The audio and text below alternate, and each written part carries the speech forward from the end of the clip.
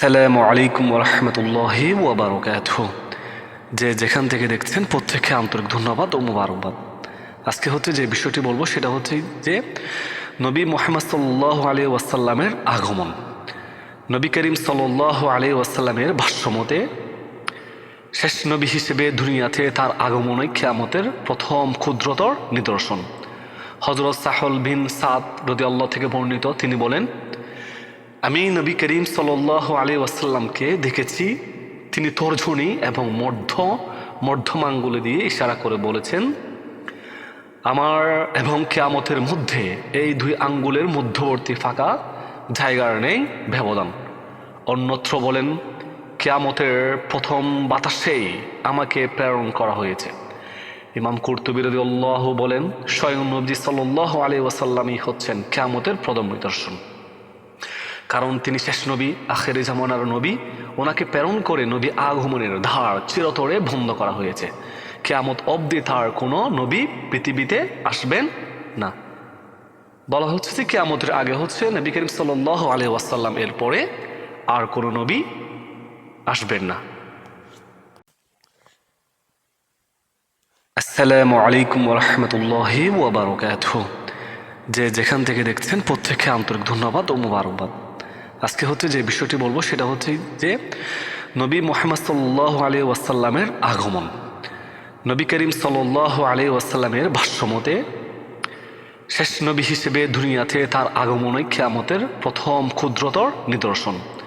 হযরত সাহল বিন সাদ রাদিয়াল্লাহু থেকে বর্ণিত, তিনি বলেন, আমি নবী করিম সাল্লাল্লাহু আলাইহি ওয়াসাল্লামকে দেখেছি, তিনি তর্জনী এবং মধ্যমাঙ্গুলে দিয়ে ইশারা করে বলেছেন, আমার এবং কিয়ামতের মধ্যে এই দুই আঙ্গুলের মধ্যবর্তী ফাঁকা জায়গার নেই ব্যবধান। অন্যত্র বলেন, কিয়ামতের প্রথম বাতাসেই আমাকে প্রেরণ করা হয়েছে। ইমাম কুরতুবী রাদিয়াল্লাহু বলেন, স্বয়ং নবী সাল্লাল্লাহু আলাইহি ওয়াসাল্লামই হচ্ছেন কিয়ামতের প্রথম নিদর্শন। কারণ তিনি শেষ নবী, আখেরি জামানার নবী। ওনাকে প্রেরণ করে নবী আগমনের ধার চিরতরে বন্ধ করা হয়েছে। কিয়ামত অবধি তার কোনো নবী পৃথিবীতে আসবেন না। বলা হচ্ছে যে কিয়ামতের আগে হচ্ছে নবী করিম সাল্লাল্লাহু আলাইহি ওয়াসাল্লাম, এর পরে আর কোনো নবী আসবেন না। আসসালামু আলাইকুম ওরহমতুল্লাহি ওয়াবারাকাতুহু। যে যেখান থেকে দেখছেন প্রত্যেককে আন্তরিক ধন্যবাদ ও মুবারকবাদ। আজকে হচ্ছে যে বিষয়টি বলবো সেটা হচ্ছে যে নবী মুহাম্মদ সাল্লাল্লাহু আলাইহি ওয়াসাল্লামের আগমন। নবী করিম সাল্লাল্লাহু আলাইহি ওয়াসাল্লামের ভাষ্যমতে শেষ নবী হিসেবে দুনিয়াতে তার আগমনই কিয়ামতের প্রথম ক্ষুদ্রতর নিদর্শন।